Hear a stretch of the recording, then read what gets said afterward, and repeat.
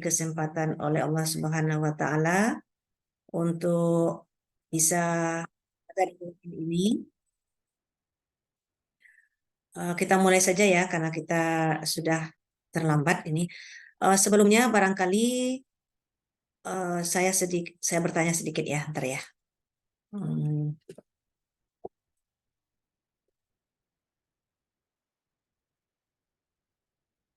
eh, Kalau misalnya ini tanya saya gini, kalau misalnya ada eh, spesimen, dua spesimen yang kita ambil dari yang pertama berupa packed cell, yang kedua whole blood. Mana di antara kedua itu yang cocok dijadikan sebagai spesimen untuk pemeriksaan tokso?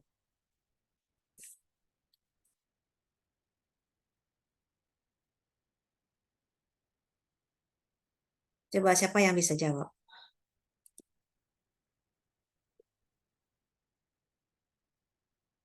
Ada packed cell, ada whole blood. Di antara dua spesimen itu, mana yang cocok untuk pemeriksaan toksoplasma?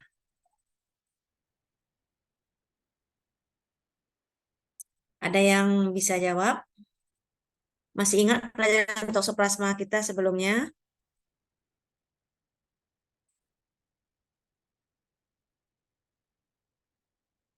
Coba Umi Fitri Nurjanah. Coba Umi. Umi apa Umi? Jawabannya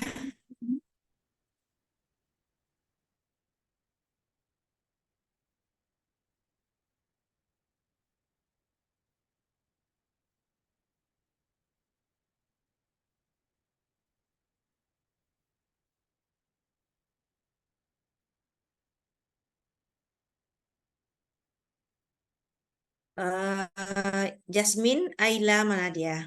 Mana orangnya Jasmine? Halo Jasmine, hadir? Hadir Bu, pakai Apa whole kira-kira? blood Bu, Alasannya apa? karena kalau whole blood itu udah ada plasma, ada itunya Bu bergabung gitu Bu, belum dipisahkan. Kalau kalau packed red cell kan udah dipisahkan gitu Bu, pakai metode sentrifugasi atau Apa yang ada di packed cell? Misalnya sel darah merah, apa yang ada dalamnya? Misalnya untuk kita packed sel darah merah biasanya kan packed cell itu kan sel darah merah ya.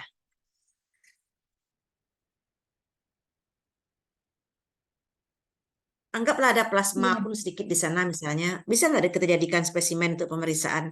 Mungkin Jasmine mikirnya pemeriksaan serologis ya. Sekarang kita bukan menganggap serologis, mungkin molekuler. Kira-kira di antara dua spesimen itu apa yang kita pilih? Jangan dianggap dia sudah bercampur dengan yang lain. Sekarang fokus kepada selnya.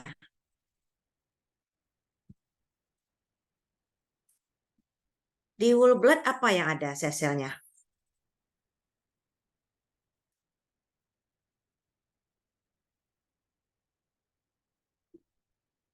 Lengkap semua kan?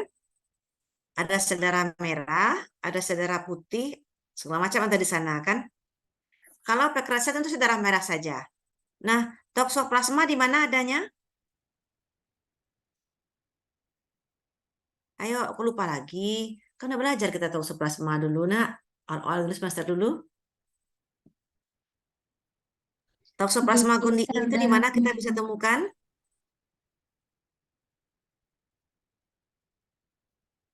Halo, mana kita melanjutkan basicnya dulu? Basicnya yang penting.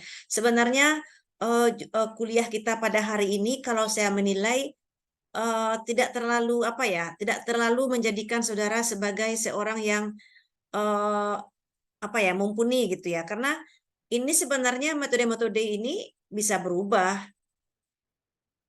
ya kan? Eh, saya pikirnya ini karena saya dikasih judul ini aja sebenarnya. Kalau saya menilainya, kalau yang namanya molekuler, apapun dia, apapun dia, kalau misalnya kita pemeriksaan PCR misalnya kan bisa diperiksa semua dan metodenya bersama kan. Paling-paling mungkin kitnya atau primernya yang berbeda, ya kan? Jadi mungkin eh, kalau metode PCR semuanya sama, kalau molekuler selain itu sama, insya Allah sama semua rasanya, betul-betul sama. Cuma spesimen khasnya pasti beda. Apa yang diperlukan itu penting itu. Kalau untuk molekuler tentu semua bisa aja kita periksa. Tapi kira-kira ketemu enggak nanti? Nah, gitu. Ketemu enggak nanti kalau kita gunakan Pacred Cell untuk molekuler? Enggak bakal ketemu. Saya mikirnya begitu, enggak bakal, ya, sulit lah. Karena toksoplasma tidak ada dalam sel darah merah. Meski orang itu terinfeksi oleh toksoplasma, karena toksoplasma tidak menginfeksi sel darah merah, kita ada sekarang spesimen yang sel darah merah yang enggak bakal ketemu. Ya kan ya? Dia adanya di semua sel yang berinti. Coba aja kenali semua sel berinti. Itu bisa kita ketemui toksoplasma seandainya sel berinti itu diinfeksi oleh toksoplasma. Walaupun seseorang terinfeksi oleh toksoplasma, kita periksa sel darah merahnya tidak akan ketemu. Ya. Satu lagi pertanyaan saya, toksoplasma itu manusia itu sebagai host definitif kah sebagai host perantara? Artinya itu sebenarnya parasit siapa sih? Jantan dan betina aja di mana?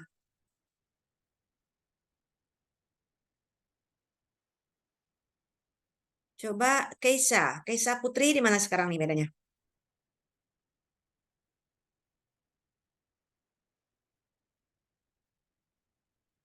Halo Keisa. Izin, halo Bu. Ya, Izin Bu, apakah di kucing Bu? kok tanya ke ibu sih? Kita kan belajar dulu kan. Ya, jadi toksoplasma itu host definitifnya tuh kucing. Jadi dia sebenarnya parasit kucing, tapi menginfeksi kita sebagai host perantara. Dia nggak akan bisa berkembang biak apa namanya kawin di dalam tubuh kita. Jadi kalau ketemu pun sama di tubuh kita dia sebenarnya bentuk aseksual, bukan bentuk seksual. Ya, oke kita mulai ya. Sel mana ini share screen. Saya dikasih judul deteksi serologis dan molekuler toksoplasma.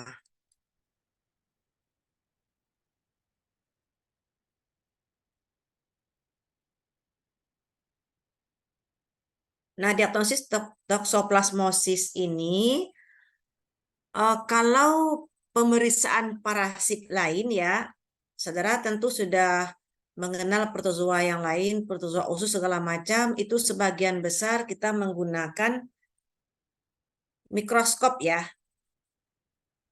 mikroskop. Tapi untuk toksoplasma gondii kita tidak menggunakan mikroskop. Tidak bisa kita gunakan mikroskop untuk diagnostik penyakit. Tapi barangkali kalau misalnya kita ingin juga, kita bisa misalnya menginjeksikan toksoplasma ke tubuh mencit ya, bisa ke peritoneum mencit, bisa kita injeksikan, lalu kita nanti periksa, bisa ketemukan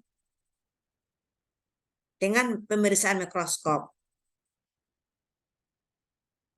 Tapi kalau untuk manusia kita kerjakan seperti itu ribet, lama, tidak akan ketemu.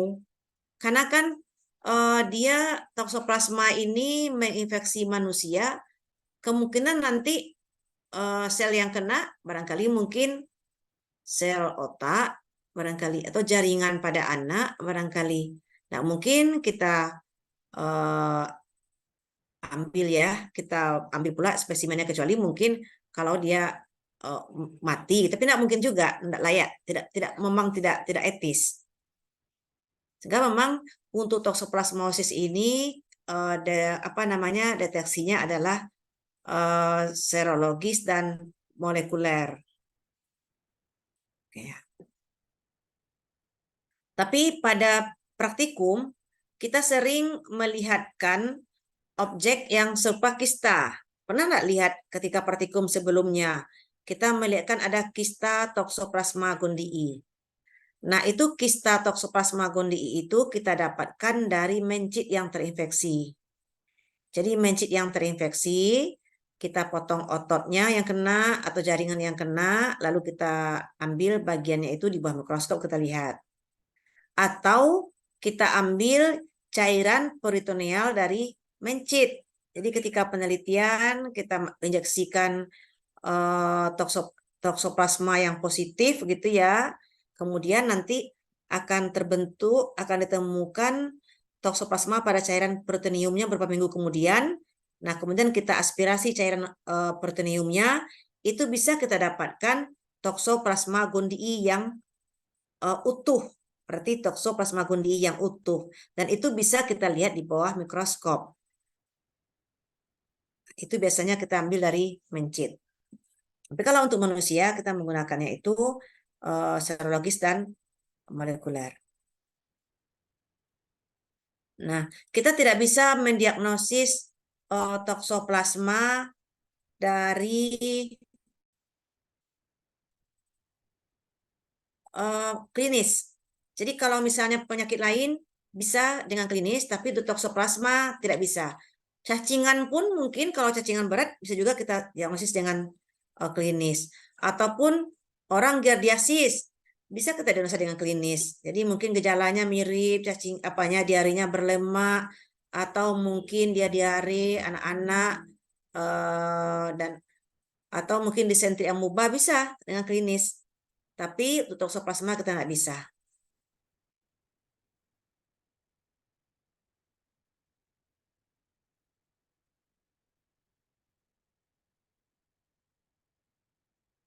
Yang paling sensitif tentulah deteksi molekuler ya, seperti halnya untuk parasit yang lain.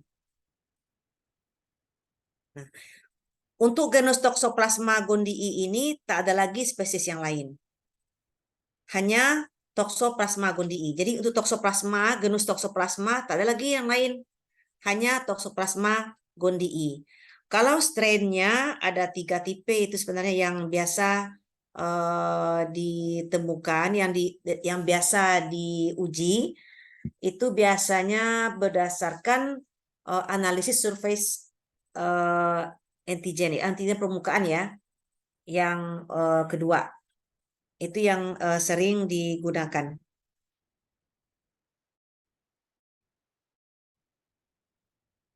Nah, ini teknik bioassay ini biasanya kita menggunakan ya, tadi yang saya bilang kan menggunakan mencit, dan ini sebenarnya dikatakan sebagai pemeriksaan yang benar-benar pasti. Makanya dianggap sebagai standar EMAS, tetapi tidak dilakukan untuk diagnostik gitu. Untuk deteksi saja bisa, tapi tidak bisa digunakan untuk diagnostik karena membutuhkan waktu yang sangat lama. Jadi ini memang sebagai patokan, ini patokan benar-benar patokan. Jadi penelitian pun berawal dari sini untuk memastikan betul bahwa seorang terinfeksi toksoplasma benar-benar terinfeksi ada parasitnya. Memang inilah yang kita gunakan, bioassay ini. Nah, apa saja spesimen yang bisa kita gunakan seperti sekresi, ya, sekresi, ekskresi. Saudara silahkan dibedakan, nanti cari ya apa itu perbedaan sekresi dan ekskresi cairan tubuh ya. Dan kelenjar getah bening. Nah, ini yang paling banyak mewakili ini kelenjar getah bening ini untuk toksoplasma. Kemudian otot dan jaringan otak adalah spesimen yang mungkin digunakan untuk isolasi gitu. Tapi jaringan otak tentu tidak mungkin pada orang yang hidup ya. Otot memungkinkan, kelenjar getah bening memungkinkan. Cairan tubuh apa? Contohnya misalnya darah yang tadi saya sebut, whole blood gitu kan. Ekskresi, sekresi misalnya pada paru, cairan pleura gitu ya, cairan peritoneum gitu ya. Itu bisa kita temukan. Kita bisa isolasi sana nanti. Nah, di sini ini katanya tikus dan kucing, tapi biasanya orang menggunakan tikus. untuk BSS Toxoplasma gondii ini, tikus tomencit ya. Tetapi respon imun seperti yang sebelumnya kita pelajari bahwa respon imun yang paling dominan pada Toxoplasma gondii ini adalah interferon gamma ya, imunoseluler ya. Di antaranya adalah interferon gamma, sehingga kalau misalnya kita untuk dapat mencapai keberhasilan tinggi dalam bioassay ini, kita harus menggunakan tikus yang memang dinonaktifkan dulu interferon gammanya. Out ya, interferon gammanya, sehingga nanti PK-nya tuh sudah tinggi gitu ya. Kalau enggak, karena tikus yang apa namanya, tikus ini sangat peka terhadap Toxoplasma gondii. Apalagi kalau interferon gammanya berperan ya. Tapi kalau misalnya interferon gammanya dinonaktifkan atau kena out, jadi itu bisa kita gunakan. Atau kita tekan imunnya. Karena respon imun pada tikus ini sangat responsif sekali, sehingga kita bisa juga supaya Toxoplasma gondii berkembang biak dengan baik di tikus atau di mencit, kita bisa menggunakan obat dexamethasone. Saudara tahu dexamethasone itu apa?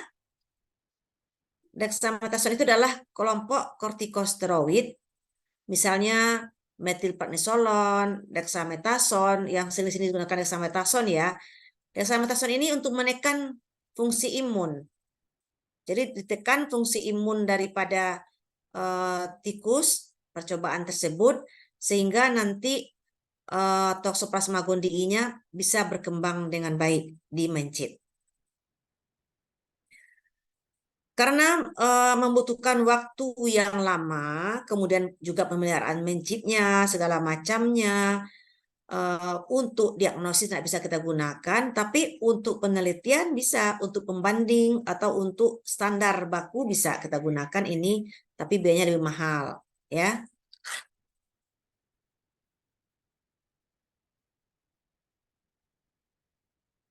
Nah, kalau sekarang ini, kalau untuk diagnostik yang sering dipakai itu adalah tes serologis. Yang kalau di laboratorium komersil atau dimanapun itu menggunakan ELISA yang terbanyak. Tapi mungkin kita juga melihat diagnosis lain, ya, seperti dye test, kemudian MAT ya, Modified Agglutination Test, kemudian banyak yang lain di bawahnya itu, tapi yang paling sering adalah ELISA. Kita lihat satu persatu. Nah, tes serologi ini biasanya IgM Toxoplasma gondii ini terdeteksi 1 minggu setelah infeksi dan bertahan selama beberapa bulan atau tahun. Ingat ya, tahun. Disebutkan di sini tahun. Biasanya IgM ini kalau untuk penyakit lain atau untuk bakteri atau untuk parasit lain, biasanya dia bertahan sebagai apa namanya, marker untuk infeksi akut.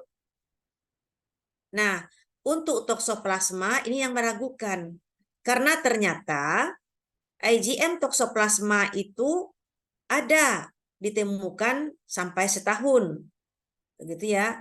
Sehingga kita tidak bisa berpatokan hanya kepada satu marker. Ya. Nah, ada lagi IgE ya, yang dianggap sebagai petanda infeksi akut juga. Dan dia lebih diproduksi pada awal-awal infeksi dan tahan beberapa bulan.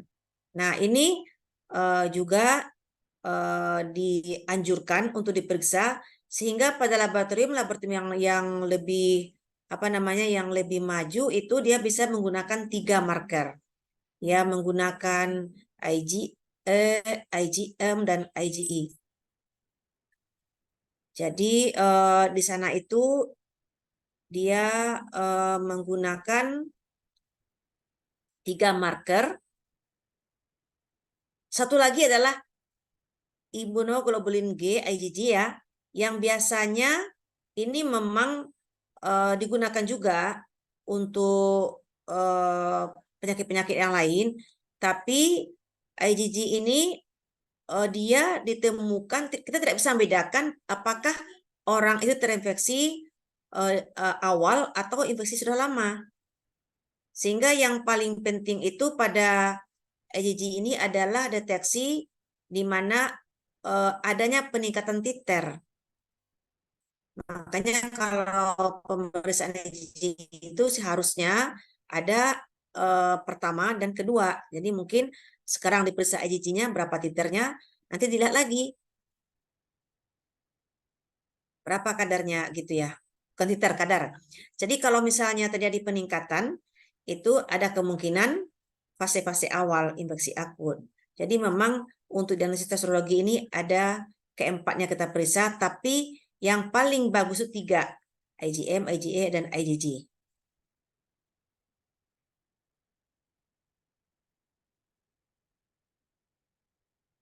Ini adalah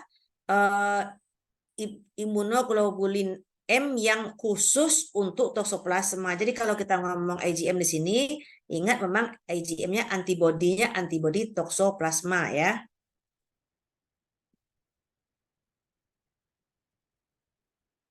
Bukan yang general.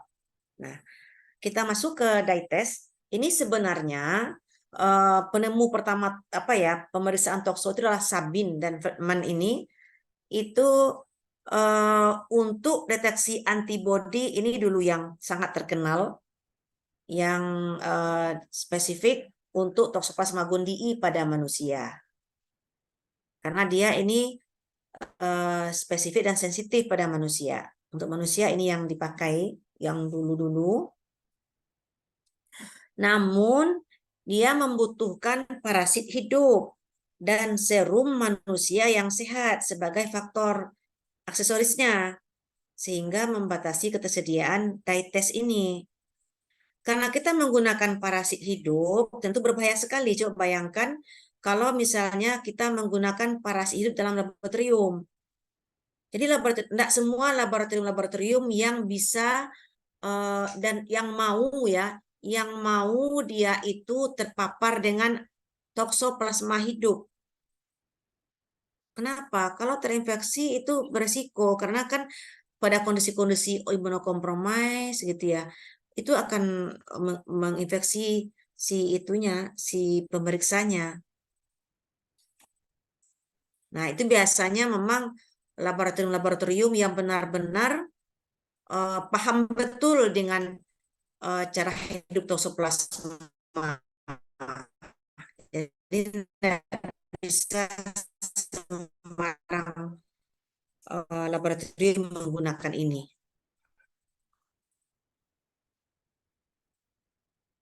Kemudian matikan anti palsu.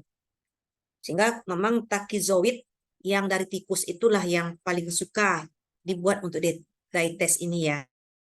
Jadi memang kenapa tadi disebutkan pemeriksaan bioassay itu lebih bagus karena dia memang dari parasit yang benar-benar asli gitu ya. Nah, dye test juga menggunakan itu.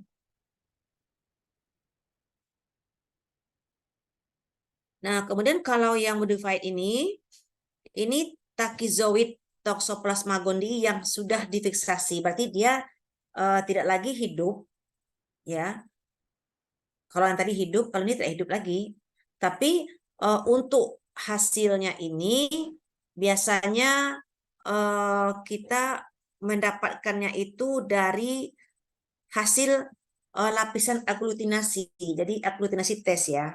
Kita mengharapkan nanti terbentuknya lapisan aglutinasi dari serum yang positif. Kalau misalnya negatif, yang terbentuk hanya endapan. Kalau dia positif, nanti dia akan terlihat aglutinasi. Itu prinsipnya. Namun penelitian ini tidak spesifik untuk toksoplasma dan dia sangat kurang sensitif.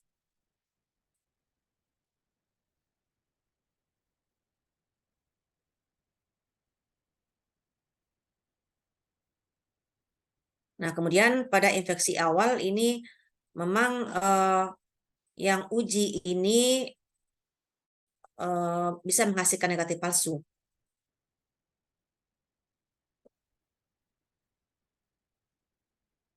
Karena dia bisa juga mendeteksi imunoglobulin G yang sifatnya general, jadi bukan khusus untuk Toxoplasma gondii saja yang dideteksi. Selain pengawet formalin, dia juga menggunakan bisa sebagai pengganti formalin adalah aseton.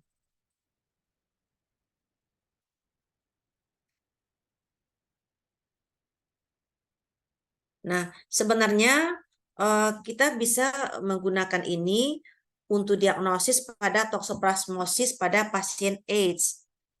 Kemudian toksoplasmosis kelenjar yang akut. Walaupun begitu, tes ini sebenarnya lebih cocoknya untuk survei epidemiologi. Maaf, ada suara terdengar.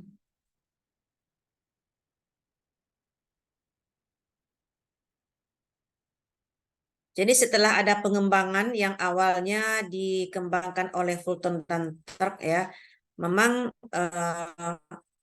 yang uji modified ini dulunya tidak sensitif dan spesifik, kurang ya, tapi kemudian disempurnakan dengan menggunakan buffer ya, sehingga dia menghilangkan IgM yang non-spesifik, tapi belum mampu menghilangkan yang IgG yang non-spesifik.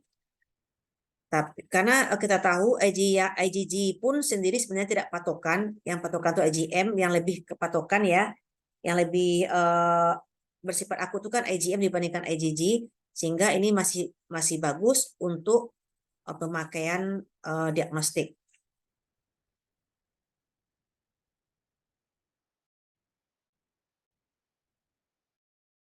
Kemudian latex agglutination test ini antigen yang larut dilapisi dengan partikel latex, makanya disebut dengan latex agglutination test. Dia untuk mendeteksi antibodi IgG spesifik. Sensitivitasnya sampai 90% dan spesifik pada manusia. Nah, ini juga sering digunakan untuk survei epidemiologi. Karena ia sederhana, tapi ketika dia positif, dia memerlukan pemeriksaan lanjut dengan menggunakan uji serologi lainnya. Nah, yang semula dia menggunakan untuk deteksi IgG spesifik, yang kemudian dikembangkan dan sekarang dia bisa digunakan untuk mendeteksi antibodi IgM toksoplasma yang spesifik. Nah, ini bisa digunakan untuk diagnosis infeksi pada manusia. Dengan spesifitasnya 100% dan sensitivitasnya memang 86-94%. Lebih agak bagus dibandingkan MAT tadi ya. Kemudian indirect hemagglutination test. Ini prinsipnya adalah sel darah merah yang disensitasi dengan antigen terlarut Toxoplasma gondii itu dapat diagglutinasi oleh serum positif.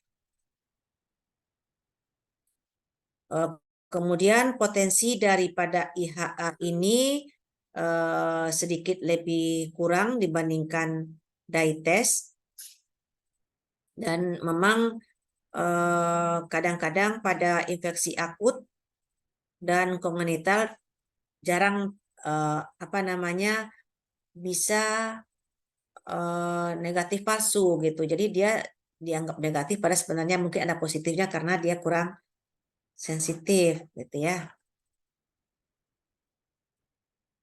Nah, ini tes ini direkomendasikan untuk screening massal untuk epidemiologi juga. Kemudian Yamamoto memodifikasi tes ini sehingga mencapai sensitivitasnya lebih tinggi lagi menjadi 100%. Nah, berarti IHA ini lebih unggul lagi dibandingkan sebelumnya setelah dilakukan penyempurnaan oleh Yamamoto. Jadi dia menstabilkannya itu dengan ekstrak larut alkali Toxoplasma gondii yang tahan panas.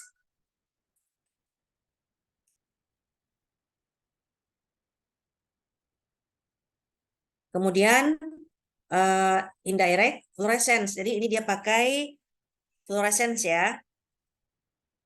Dia juga mendeteksi imunoglobulin G dan imunoglobulin N yang telah digunakan secara luas ya untuk antibodi Toxoplasma gondii pada manusia dan hewan. Ini juga dia menggunakan takizoid yang sudah mati. Jadi tadi yang hidup apa? Dites ya, yang hidup ya. Kemudian takizoid yang sudah dimatikan itu diinkubasi dengan serum uji, lalu ditambahkan antibodi yang sudah diberikan fluorescence ya, antibodi spesifik fluorescence. Jadi ada pendarnya dan hasilnya dibaca dan di bawah mikroskop fluorescence. Jadi kita menggunakan setelah nanti diikat dengan antibodi, dilihat nanti dibaca di bawah mikroskop akan terlihat pendarannya. Nah, sensitivitasnya bisa juga mencapai 1% dengan spesifitas 91,4 sampai 95,8%. Jadi dia menggunakan mikroskop ini ya, tapi bukan mikroskop seperti mikroskop kita yang kita gunakan. Dia melihat nanti pendarannya, fluoresensnya. Nah, karena ini menggunakan mata, tentu aja variasinya sangat berbeda-beda, tergantung kepada pengalaman ya, jam terbang seseorang untuk melihatnya. Dan ternyata ini berisiko untuk reaksi silang dengan faktor reumatoid.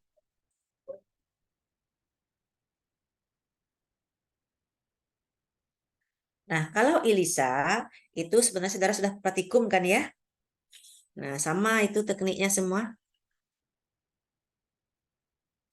Kemarin praktikumnya sandwich ELISA kalau tidak salah. Nah, itu bisa kita gunakan Toxoplasma gondii untuk deteksi Toxoplasma gondii.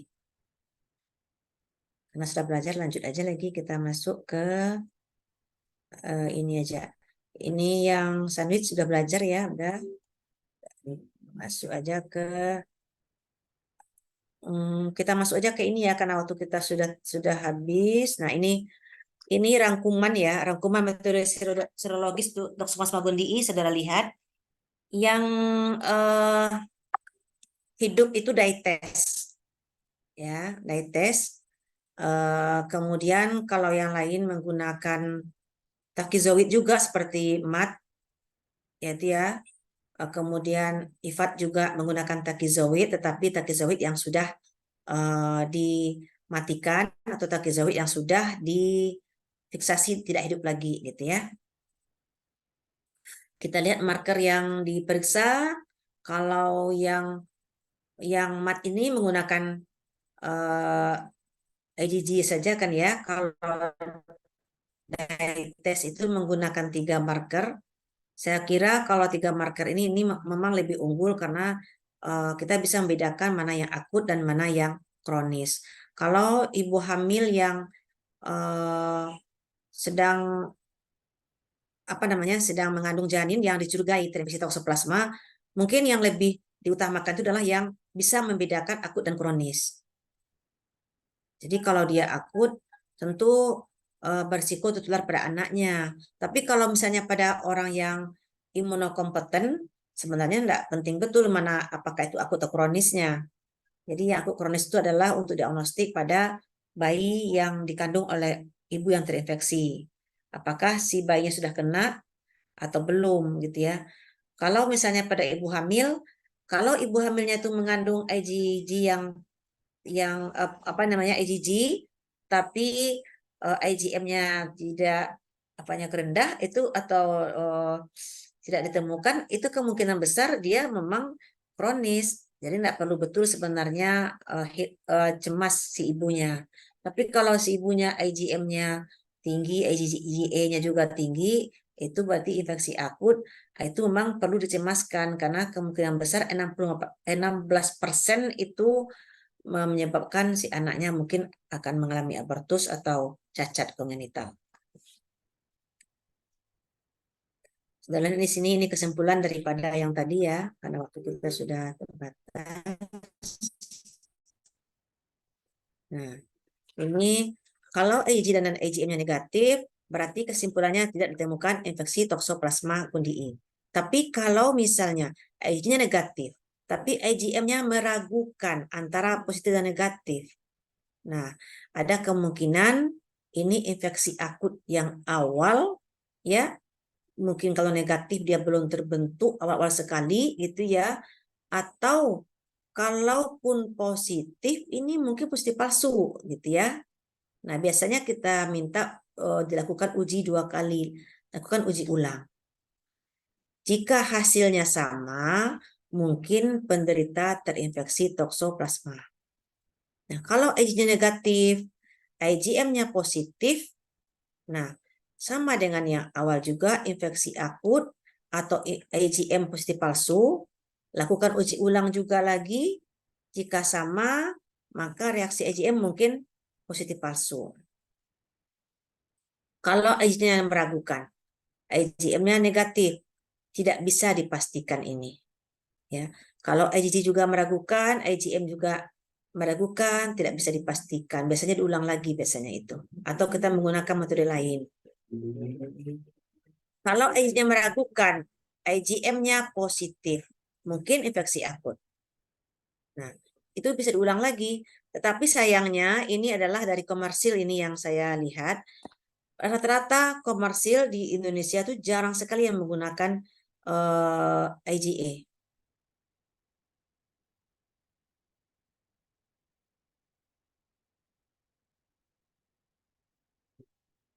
Kemudian teknik pencitraan ini sebenarnya apa namanya tidak diagnosis pasti ini.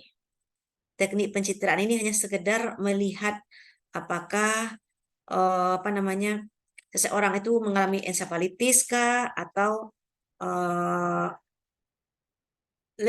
artinya gini, dia harus tambahkan dengan pemeriksaan lain. Jadi ketika seorang mengalami ensefalitis atau misalnya seorang orang itu ensefalitis, ternyata dia HIV. Nah, orang-orang HIV itu dicurigai memang yang pertama kali itu kalau dia mengalami ensefalitis diduga itu ada kemungkinan karena toksoplasma. Lalu dia di MRI atau mungkin di CT scan. Nah, ketemu nanti lesi di otaknya itu sebenarnya bisa dicurigai apa namanya dianggap sebagai screening awal, tapi bukan menyatakan bahwa itu untuk diagnosis pasti. Jadi orang-orang imunokompromis mengalami kejang dia atau mengalami gangguan pada otaknya, lalu di CT scan, ternampak massa yang dicurigai toksoplasma, itu memang harus juga diperiksa daripada serumnya, begitu, serologisnya untuk memastikan. Nah, tetapi untuk anak-anak yang hidrosepalus, karena rata-rata ya, rata-rata anak yang terinfeksi toksoplasma gondii itu gejalanya itu kan ada pada mata mungkin ya, atau pada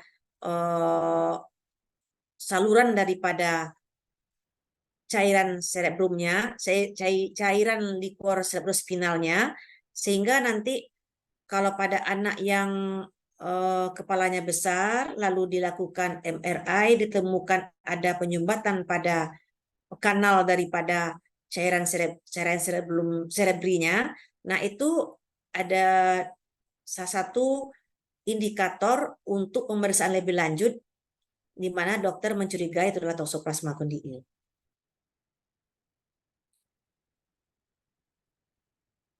Kemudian kita lanjut kepada metode molekuler berdasarkan deteksi asam nukleat parasit. Ini adalah Kalau yang pertama tentu metode konvensional ya. Biasanya digunakan terbatas pada kasus prenatal atau pada pasien gangguan sistem imun.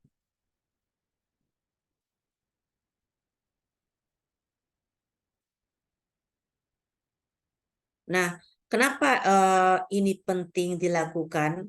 Karena ketika seseorang ibu dilakukan pemeriksaan serologis, lalu ditemukan positif pada si ibu, kita tidak bisa memastikan apakah janinnya terkena atau tidak.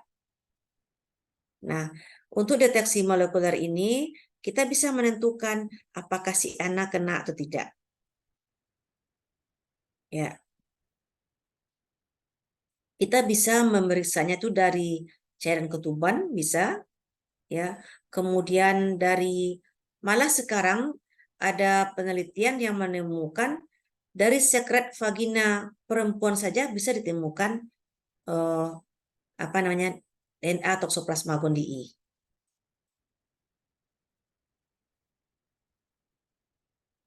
Tapi kalau untuk bayi tentu cairan daripada yang bersifat yang pada bayinya biasanya yang sering itu adalah plasenta.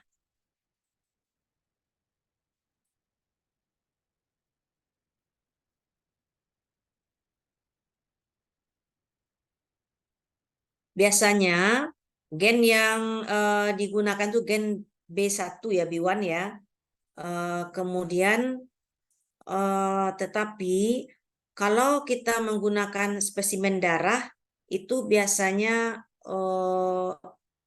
kurang apa namanya tidak terlalu responsif, itu tidak terlalu mudah mendeteksinya. Memang yang banyak itu orang menggunakan cairan ya, cairan tubuh yang di sana itu banyak makrofag. Nah, gen B1 ini yang paling pertama ditargetkan untuk deteksi Toxoplasma gondii. Karena ini yang apa namanya yang paling banyak digunakan pada toksoplasmosis kongenital, kemudian pada penderita AIDS dan penderita pasca transplantasi organ. Karena pasien-pasien yang pasca transplantasi organ ini biasanya mereka diberikan anti apa namanya obat-obat yang bersifat menimbulkan defisiensi imun, sehingga pemeriksaan yang paling banyak dilakukan itu adalah dengan deteksi molekuler.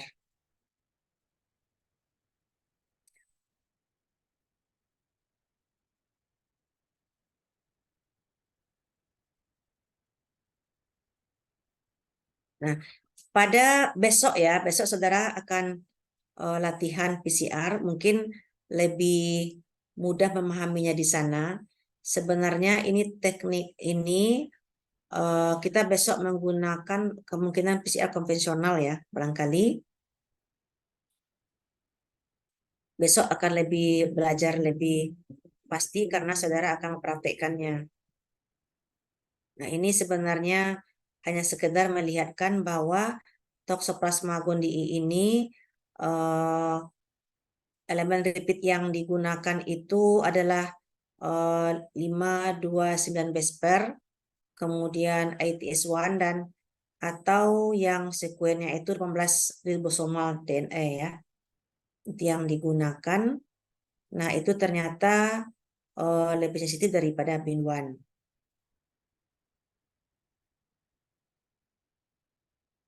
Nah, real time PCR juga bisa kita gunakan untuk Toxoplasma gondii ini, prinsipnya sama saja dengan yang lain.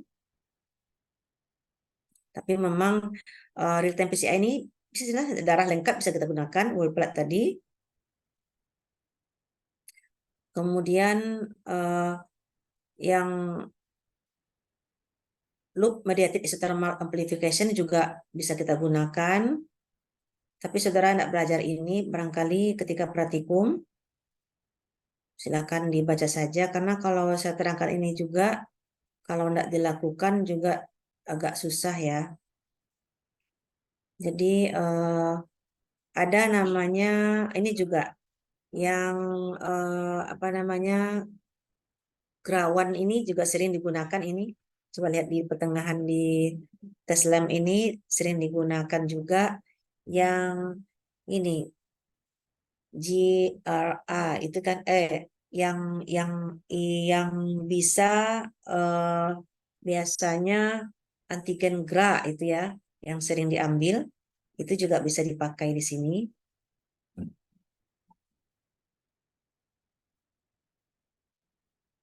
LAM ini sebenarnya dia lebih sederhana kalau dibandingkan dengan PCR.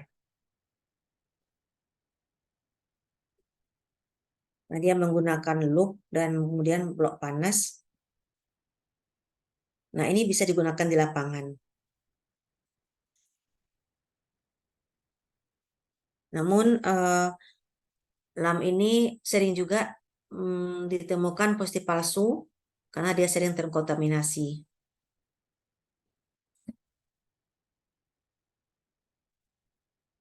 Nah, ini metode genotip yang sering digunakan untuk deteksi molekuler pada Toxoplasma gondii. Untuk lebih advance-nya, barangkali saudara baca saja sendiri ini nanti. Tidak penting-penting amat yang ini. Mungkin kalau saudara sudah melakukan penelitian yang lebih lanjut, mungkin ini perlu digunakan. Terima kasih barangkali karena sudah azan. Saya akhiri ya. Assalamualaikum warahmatullahi wabarakatuh. Waalaikumsalam warahmatullahi wabarakatuh. Terima kasih, Bu. Ya, saya tutup ya. Azan di sini. Nanti tolong absensinya bagaimana itu, Safia? Absensinya berita acara online saja, Bu. Nanti Safia isikan aja, Bu. Ada di Simponi ya berarti ya? Oke. Makasih ya tentunya ya. Makasih semuanya ya. Assalamualaikum warahmatullahi wabarakatuh. Terima kasih.